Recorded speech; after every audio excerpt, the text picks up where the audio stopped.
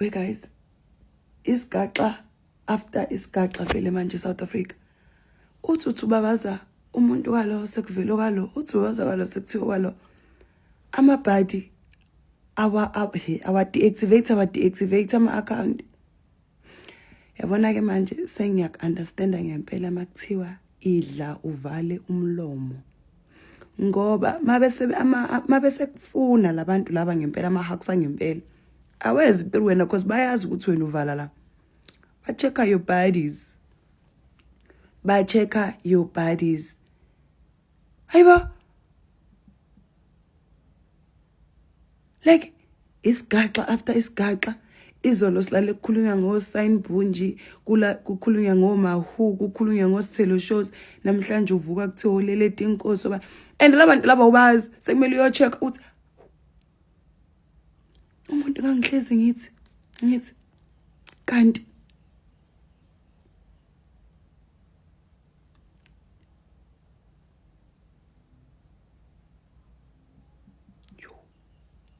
sasa bafaka abantu ezinkingeni mantombazane esingakhona ukudla zivala umlomo ngiyadla wangifaka mina manje kodwa phela futhi nawe uphinde uyibuza ukuthi hayibo guys nawathiwa impela niyasebenza wangisho impela udokotela ofundile ngoba phela sonke sithi when I grow up I want to be a doctor, I want to be a lawyer, I want to be what. Wena izinto zakho futhi nothi izinto zakho imoto zakho ezosebenzisa 76 million. Wena nama millions awu 76. Ayikabali indle yakho. Ayikabali lifestyle yamfazi wakho or ya girlfriend wakho. Now I understand why amadoda lawa nemali kangaka ekwazi ukuthi mayithanda intombazane ayokuthengela umuzi nje we10 million. Because badinga ukuthi le mali bayisuse kubona ngoba manje babengayisusi kubona izosheshe ibonakale kubona. Sahaleli kuba ibhadi ezobiswa nje kuthiwa nayo imoto. Angisahaleli kuba ibhadi ekuzothiwa wazonke BBL na imali. Hayibo. Guys, and lokhu umkhwana azenza lento ayenza nje ngemadlanga. Hayi. Ababoshwa ama boyfriend wenu. Ababoshwa. Like ngazathi uNkulunkulu wehlise ingilosi yokuthi ababoshwe. Hibo. I'm so proud of my working man. Now I feel bad. Mina umuntu amngangihlezi ngimfakile pressure ngithi mina nje amanye amantombazane enzela ukuthi wenzela kusho ukuthi mina ungiboni. Afukuza umuntu amafukuza anginike ukusemandleni ngibone ngathi nje it's nothing. Ngithi why because the potentially khona. But now I understand ukuthi it's either ayikho noma uyasaba. Ngoba vele mina mzwana ngiyithola ukuthi my man.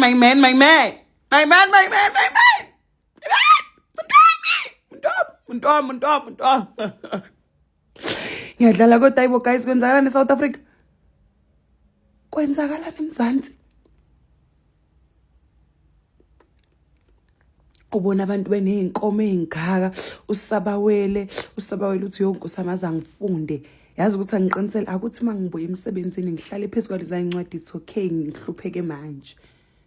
Nami in the next 5 years ngizobe sengiphila le yampilo.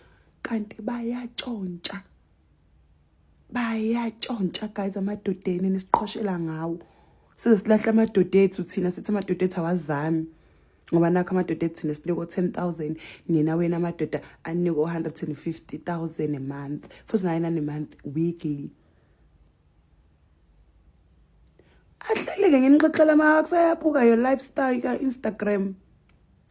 Ukuthi wena uthi drive a Range Rover, uphinde futhi drive a Porsche. Ngama weekend drive a Rolls Royce. Balake bahleli past wena. Balake bahlela bekhona bayabuka bathi okay babuke your lifestyle when uhamba boZanzibar. When uhamba what and then they calculate, they check, they send abamusakhawula. I was checking lo muntu lo uhlala phi. Okay, ufundile. Oh, umuntu wakhe? Oh. So le moto hamba ngazo? Oh, okay. Next month, Girigiti, South Africa. Wara, iyawa. ayi thikabe uyogeza ngemsebenzini ngiyosebenza rhot. Hey buyani sohleba nakho phela kuboshwa uKagiso Lerutla. Thi uKagiso uthe nje ethi phathatha e-airport. Twazamkhaleleza kadala bani. Thawaboshwa. Mayiboshwa kuthiwa uboshelwa amacala anzima kabi, kubalwa o-corruption, kubalwa amathenda khona lapho, kubalwa o-fraud. Kuningi kuthiwa uvelile court. Evela kanye nebhoza uMkhwanasi, evela kanye nebhoza uJulius Mkhwanasi. Hey guys, kubi kuyashisa. Ulerutla phela ibhoza yama-Slay Queen. Ibhoza yamabhedi, thiwa amabhedi wezwe eqolo, thiwa wezalwa emgogodleni kwi-spinal cord. Thiwa nje mawuyibhedi uvesane nje mawuthi nje amaberry athi send your account number. Akuthi gadla ngo-10 million. Yey, we guys, kuthiwa uboshiwe-ke uLerutla. uLerutla ubani? uLerutla phela ulokhu njana ucity manager waseKuruleni. Ucity manager waseKuruleni ke mayiboshwa kanjalo hayi. Kunganankinga ke kunganalutho kuboshiwe kuboshelwa lawo macala lawo hawo. Makubhekwa abantu mabethi bayabuka kuthiwa hayibo sesisayini nalimo, sesisayini uGuy, sesisayini 2, sesisayini akabonakala, she's nowhere to be found. Acingwe bemucinga abantu bemucinga. Sesisayini akatholakala. Sesisayini umblockile yini guys? I'm worried. Checkani abantu bebuza phela. Hayi na Instagram thona athi asimboni. Hayi abuye sesisayini athi ngithi 1 isikhathi ngitshwayela amasimba la ngikutla urekering. Ngangitshwayela amasimba mina. And ningazongicinga ngazathi ngingwakini angiyena wakini. Kusho sayini allegedly guys. Kusho sayini. Athi ningazongicinga, niyangistressa kwathi no sayini thina siyakuthanda, that's why sikucinga, siyakuthanda thina. We love you. Amahebezi athi usayini mabathi we love you. Athi hey don't tell me what to do. Ningazongitshela ukuthi ngiyenzeni nina. Bathi ungasadisappear thina siyakuthanda. Asiningangitshela le nto le. Amahebezi athi ubeka ibhadi. Amahebezi not me. Amahebezi asho njalo. Kuthiwa naye womunye wamabhadi afandwa uLerutla. uLerutla guys, kuthiwa amabhedi akhe kubalwa osithelo shozi, kubalwa olokhu njani omahu. Babalwa khona lapho ezamabhedi. Kuthiwa amabhedi awatatazeli kude adelete izithombe, kuthiwa kubonakala izithombe ziyadelethwa. Izithombe zami ze lifestyle yabo yamabari. Kuthiwa lenye ibhedi celebrate birthday yalo eItaly. Akwaziwa ukuthi uLerutla njengoba kade ebanja nje ePort ubekade vele ephuma. Yey, kuyashisa kuhot. We guys, uMacG phela wake wakhuluma indaba. Wathi uMacG ethu uyabuza ethi usesisayeni uyithathaphi imali yokuthenga indlu ka10 million. Kwathiwa yey, thola, kunyuswa ipoverty. Poverty le ephuma emlonyeni wakho. Wathi uMacG no guys, no. Ngitsheleni 10 million. Umuntu othenga indlu ka10 million like installment yamali nemonth 195,000. Kwathiwa kame phela usesisiyani bekasebenza December wonke. Bekasebenza enza nje. Ubukuphi wena? Wathi uMacG cho 1 month, ngitshela ngo1 month. Ningitshela ngenyanga i1 ade isebenza. Kanti mali nama gigs. Mali nama gigs. Bese umuntu evuka ngendlu ka10 million. Nakhona futhi payslip uyithatha posesisayini. Icompany yakhe ibhala ukuthini? Kwathiwa kahle yekela le poverty wenza ukuthi ukhulume too much. Hey guys, kuningi kusho. Manje guys abantu bacasuke bayafa ku Twitter bathi sisacela nisibhekele lamabhidi. Sicela nisibhekele uThandeka Ngema which is uMawu.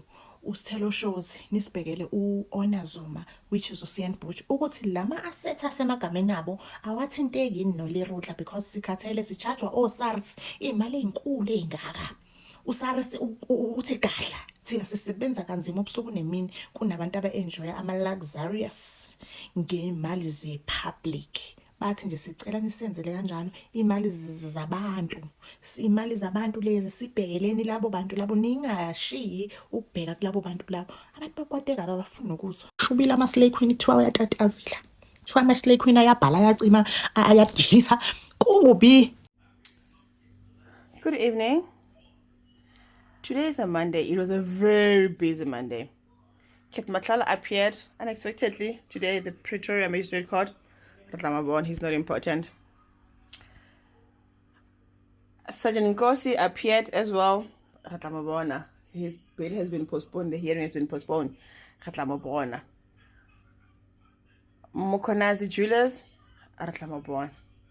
We have a new character, new addition to the criminal world. He's in jail. Bako holding cell. Kagiso Lerutla, he was arrested yesterday go airport. That guy, he's a city manager. I think his predecessor was Imogen. Imogen Kenema, Dr. Mashazi. Imogen Mashazi. I think that's her predecessor. That is not important. There's a new link. Sanbuj, Sissy Sain. Sanbuj, she got married, I think 2 weeks ago, or last weekend. Not so long ago. Apparently, she married Kagiso Lerutla. Kagiso Lerutla, he's from Go Jennifer's Limpopo. So, we'll still have to check on that. Allegedly, they're married. Here's a catch. Sissy San just bought a house at 10 million. And McG was asking, what is Sanbush? What's that guy? 10 meter. Hana pay sleep. I didn't follow that up. But Sanbush owns 10 million. Yesterday. And today, she has deleted her posts on Instagram. Because all those. So it has allegedly come up to saying that he is her sponsor. He has been sponsoring her. But I think with good intentions, because now he married her.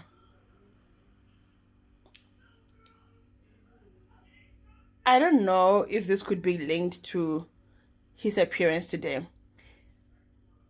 Sanbuju, she's at the ATM. Her account has been blocked. She couldn't access money. That was this weekend. I can't remember. Go and check on Sanbuju, but you find it. So, Kagiso Lerutla here has appeared to become that guy who owns a TT Lifestyle in Jennifer's. He sponsors Honey's. He buys Honey's cars. Discovery. Or some girl. Apparently that girl give mama yaha and Pisani. Allegedly. All this, go and check them out. She's a baby mama. I don't know what's Andile Pisani, but Kagiso Lerutla bought her a Discovery. Is that a Discovery? Land Rover Discovery. Yes, the latest disco. Sharp. Now the matter today, why they were arrested, is not linked to Matlanga Commission. The day that Kagiso Lerutla was supposed to have appeared in court, he's supposed to have appeared in court years back, and he did not because he was on his way to attend an interview with Ekurhuleni for a CFO position, and apparently he got the CFO position. Therefore, he sent his driver to go and stand in for him at court. So he was impersonating him and looked as if like he is Kagiso. That's who? The driver. Now, ukana guy Mkhwanazi. Kagiso paid Julius Mkhwanazi 400K for atimates emotlala. Adire something like Casey Inyamalal. So taba itlhagala gona nonyana. Kagiso Lerutla. Ke mone ka re ke bar. No, hana bobag. And also a cheled 400K. That was like Barry, this like 2018, 2019. Oh my God, this guy's. Let's go and see what happens. Everything else will also be revealed. They're going back to court on Thursday. Let's go and see what happens when they go to court on Thursday. Kagiso Lerutla. Ooh, mara wena onot. Ustowed. Lona Mkhwanazi lestowed lona. Lestowed. Yeah, Lerutla. Mr. Kaisi naga judge, I'm judging when I'm at a Chumi, wrong. Chumi, a whole educated man. You went to school at CFO. An educated man, you have CI. And Chumi, I'm already taking over. Now I'm gonna choose berries, Chumi. And still government money and spend it on them. You are Chumi. Like, I can understand the Chumi. Hateful to the Betty, Veto to the Betty's, UCT. Couldn't you find your own educated Betty or something like that? Like, show me Blue Room, an educated someone, show me. On a catavoma who, show me. Mahu about only fed, I'll play him only fed Mahu. Why can tell her pussy everywhere, come or squats, But Bathong beside bougie tota serious yo bosicelo ele na mara witsi ho bona ne if nyaka o bona re monna ke sekela mo fe chelete tshwem mo fe chelete let a man be educated and have a lot of money o tla bona se tlela so lata di bedi tse tsotletse ba jola ba mo expose ba mo tshwara ya tronkong Bathong ka iso le nna re teng tshwem re kgone kipa dipiri ka ra re bone tshwem re educated we educated batches in a group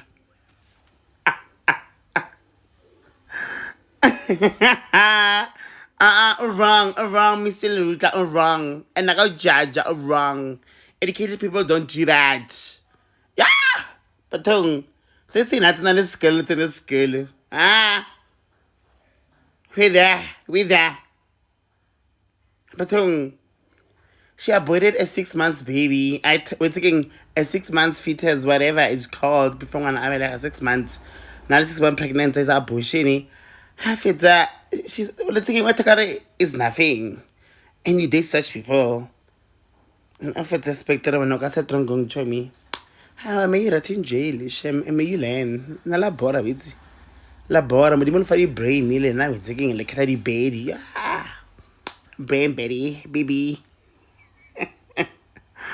Wait now, and then it's like Queen Lily Betty UP and educated and they're so pretty. So you could have went and pick one for yourself. Or why I go vet, but claring shem. I would serious, how serious. I hope other rich men are learning or how this works. Bang. Nabona ukuthi i-content yonifaka amanyali nabona ukuthi i-content unenza obona nontombazana le naye ugelgela uboshise le khehla lelakhe leli elizenze la uzibleachile le ngudu le wasibleacha lapha manje bambophisile athi uya eDubai athi udlala imali la ngoba wenza ubutsotsi lapha wenza i-corruption lapha manje intombazana yakhe beyiloku iposta lapha ku Instagram. My man has bought me a 10 million house mansion. My man has bought me a 1.something million V-class. Akhuluma isingisi lapha. Aloka poster kawantakazi ukuthi uzobuphisa le ngonya le ngoba le ngonya le bayicheck ama asset ukuthi how cool athenga indlu ye 10 million athenga le ntombazana for amavuso manje bayabafuna manje bathi angazi ba freeze kwasana bafrizile ngale bafreeza baza bafreeza nale le bank account le ntombazana le yakhe lokho. My man has bought me a 10 million house. My man has bought me 1.something at 1.something every class bafrizile lapha zidla phansi bafrizile lapha. So manje bathi bafuna ukufriza nale ibundu zangathi bambhadala ukuthi awufake ibundu lapha afake nama curve. So ngathi manje ba repossess manje zafuneka kalkala mama zafuneka le impundu ngesixhosa zafuneka impundu lezi bathi nalama curve la wakho ayafuneka le manje ngithi ungasifaki lapho bambe nada nawe fanele kahle iNPA ike ukuvakashela lapha ngoba awusebenzi girl awuna matric awuna ne security course uma ushange phone expensive ushange mansion ye 10 million ushange imoto ye 1.something million i-V-class manje abantu ukuthi manje ufuna ukusifaka enkingeni angithi nina benithi lapha nina nithu nilala lapha uthi indatha yakho mayelele nawe ikwenza ukuthi uvaporate wena evaporate ebile wena angazi wathi wena wasquita wena botshala thina ukuthi uyakusquitisa ngoba unemali angathi umuntu onemali bathi uyanisquitisa manje asazi nekisquita yena nto le ngoba unemali manje sewufuna ukusifaka enkingeni manje ukuthi wena ama bank account yakho wafreezile yona ntoni yona skisa I'm sorry nasina bengazi ukuthi mavuso yenza kahle uzowazi ke wabona wena wena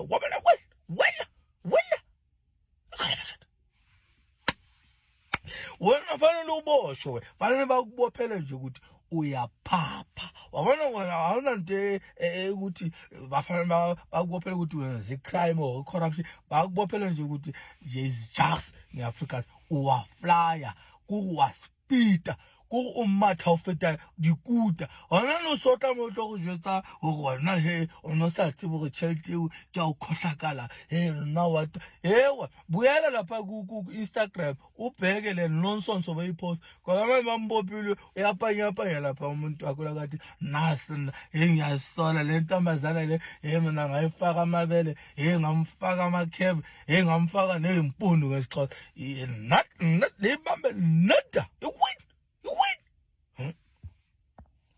Nice situation, Yobo Lerutla, my baddies again. Not again towards him, but another baddie story where there's this trend about baddies now that is happening, and that is very rubbing me the wrong way about women, to be honest. It can all be allegedly. But there's a common trend that is happening, and that common trend is certain women stunting on real hard-working women and acting like hard-working women on socials and treating you all like you are a lower level than the upper echelon of women. High-value women on social media are no hlazo in another level because they say with their mouths, I don't need a man, I don't need, I can do it without a man. But we are seeing a constant thread of people living that lifestyle, but behind the scenes they're being funded by men. At that times it's being funded by being corrupt men. And we see that trend going on, and now there's a full-blown one that we're seeing right now that involve our people, and that certain man going to Boksburg court and actually going through like a serious trial concerning this. And it's tying in baddies, influencers, and some artists. And it's sad to see women that are considered the thriving women that are doing it. And some are doing it in your faces that you are nothing, girls. We are the ones. I get my bag, but uyazibuza nowadays, how are they getting their bag in the first place? And some women got tropega a bag or batoli malo, but send something on their bank accounts. Kubangati, their morality is being bought. Their tang or like integrity yabo is tuned sashabalala just by negotiation of that money, monetary value. And when that money is paid, that's the only thing that can make women bangab in a sense of control or sense of valuing themselves. It's like money is the upper echelon. And we can see that there's people like Meg G that talked about the 10 million house that was bought by one of the influencers, which is Sen Bougie, allegedly. They're saying it's tied to that. They can actually go and try to find out, is it tied in? But it didn't make sense to a lot of people, because when you project in terms of your income status, there is an uprise. You just don't go from 100,000 or let's say 1 million to 10 million, like just like that. It is weird to a lot of people, and it just shows something that is happening shady behind the scenes. I don't know. We may find out, but there's a huge trend of this, of we don't know of such things. But my sad part is that things that are happening behind the scenes, a lot of these women, they come and stand on us in front of our faces, but behind the scenes they pay a high price, and they come here and they stand on hard-working women. Women abanendaba, like like a scam, guys. A lot of them is scam, and the balambile and the bo chakalaso vouchers, to the point where they'll start on hard-working women that are paying like tax or whatever the case. Then behind the scenes they will chow your tax with corrupt people who chow tax money.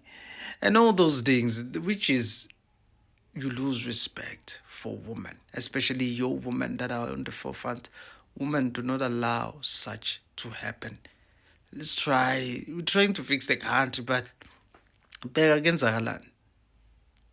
don't trust these fancy lifestyles that are being projected to you by all these women. Some of them are fake. Some of them, they pay a high price behind the scenes. You don't want to be that.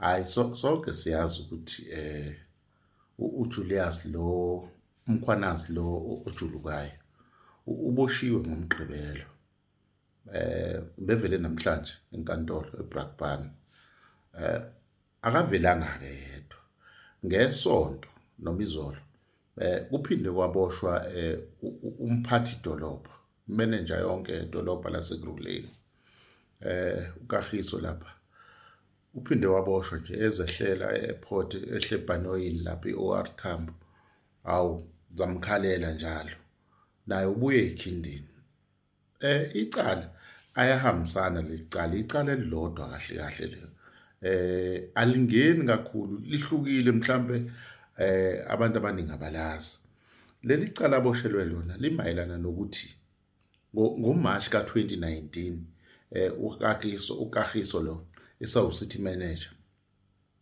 lo city manager wayese uCFO umphathi wezimali walapha eGruleni waba nenkinga egijima ngemoto wasebanjwa ilaba ezamkhwanazi ngoba umkhwanazi phela usebenza kumetro wakhona lapha wambamba emgwaqeni waboshwa uthe eboshweni kwakhe wangayithanda lento le yokuthi uyaboshwa yena uthe masekhamba icala wangafuna ukulihamba icala wacabanga icebo wasefonela le ndoda uJulius ke uyaziwa lapha neGruleni indoda enamaqhinga enamaplani kwathi Julius awucabanga ukuthi uzokwenza njani ngoba mina leli cala akilithandi angifuni ukuyovela lapha wathi Julius ayikhuleka hlala lapha nje wena ngilethele wonke lamaphepha adingeka lapha enkantolo zoyenza iplan angempela wayenza uJulius wathumela omunye umbhemu nje ongeyena lo mbhemu wamenza lo mbhemu le ndoda ayahamba kwayiyona evela enkantolo kushuthi isibokisa lo likaKagiso lo ucity manager wavela lapha enkantolo lamlahla icala laselithi isigwebo sakho ukuthi wena usebenze emphakathini uvele lapha emphakathini wenza izinto zomphakathi isigwebo sakhe kasithola isikhathi esithiza anqunyelwa sona nangempela ke uX lo bambiza ngoX ke indoda le ispoke lesi sasiyaqala ke siya emphakathini into eyenzekayo ukuthi akayithandanga lento kuloku emphakathini waya kanye wangaphinda waya lapha awangabe sayingena into eyenzekileke ube khona umunye uqhamukayo wayohlebela imadlanga commission ukuthi hayibo ucity manager lapha na kunecala elilengayo engazange liqede lika 2019 limvukela kanjalo ucity manager icala lakhe kuhletshiwe lapha kumadlanga uthi hayi le ndoda le kunecala elingavukanga laselidonsa naye ke umkhwanazi ngoba umkhwanazi phela naye uyena walekelela le ndoda wakhokhelwa futhi le ndoda yakhokhela umkhwanazi kanye nespoki lesi ukuthi bayenze liqhinga le ndoda ke kuthiwa inemali eningi futhi njengo manager omkhandlu omkhulu kanje njengoba inemali indoda le hey sengathi ke nabantu besifazane baningi bayalenga la iduze kwabo inqaba ingakho ibingafuni ukuvezwa lapha enkantolo ibicashile ingoba akwazeki noma inawo nomndeni wangempela noma ilabantu besifazane abaningi imost yabo ilaba abahlabenyuka la kubona lo social media badumile abanye babo kuyavela ukuthi sebenamahloni noma sebeyabona ukuthi into yabo ijambile angithi baphila impilo ephezulu banaleli gama labo ababizwa ngalo futhi kuthiwa amabhedi angazi noma kuchaza ukuthini ke lokho baphila impilo ephezulu bashayela imoto eziphezulu sangathi bayihlanganisa kanjalo impilo omunye usanda ukuthenga umuzi ka10 million noma uzivezile eshutha nomuzi atho wakho ka10 million sebeyisusile ke lezo ithombe manje abantu bayabaleka kubhizi lapha bayawacisha nama account basusa nezithombe endala ngoba siyaba frame phela ukuthi nabo sengathi bayathinteka ezimalini ezinyamalalayo zalomkhandlu phela indaba kuyavela ukuthi no ayiyona indaba ispeed lesayigijima ngaso lo mbhemu kahle kahle uningi okumlandelayo bekusayisiqalo lesi. Asazi-ke amabhedi ethu. Angazi nokuthi chaza ukuthini indaba yamabhedi. Kodwa isimo njengoba ngisho nje sibi. Sanibonani. Hlobohlela. Siyabonga. Nna e be ke re influencer tšoe nke ba ngwadisitselelo tša bona ka leina laka a njola bona re nke bo bona ba le shapo.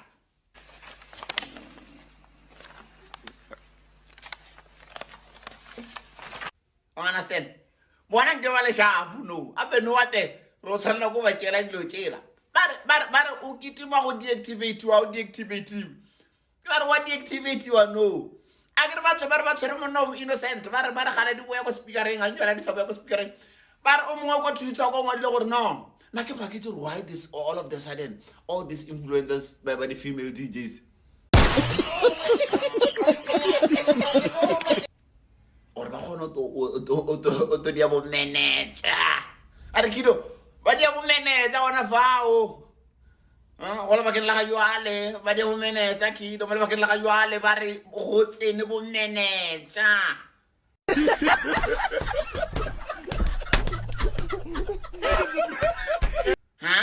ba re go sinele go gutsi nga ke re tronko o tsmore ba re ke streamline full house so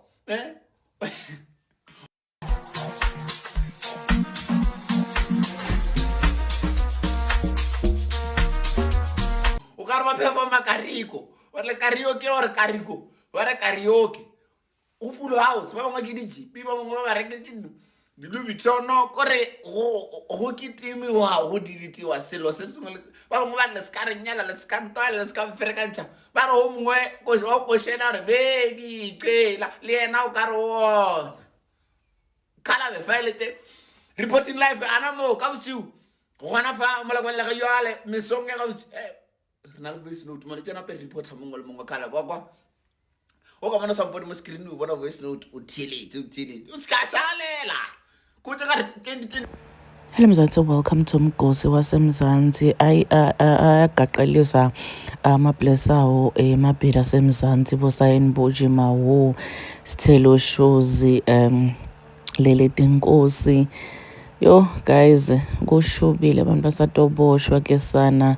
Yabona imali it doesn't need noise ke sana. And labo board laba labende corruption, they are making sure ukuthi bana bafuna amabhedi, people who gonna waste and show off their money ke sana. Isayo ithini ithi we are within ithi nje sila siningi besabuka indzaba yabosayeni nyalo seyindzaba yaseyabonga Nkosi nalilidi guys kushubila ku-corruption akusema overall la orange akusema overall la orange eMzansi ma SABD ayababambisa abantu babo kususayene uthenga indlu ya 10 meter wabukisa ngayo showing off akhomba abantu bathi hayibo ithatha bona imali engayo ukuthenga indlu ya 10 meter as a content creator na DJ.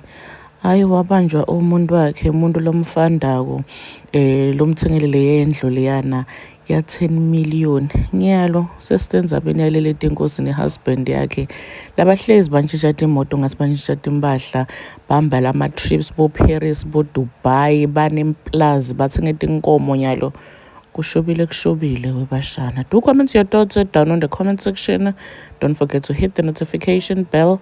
I will see you on the next one. I'm signing out. Goodbye.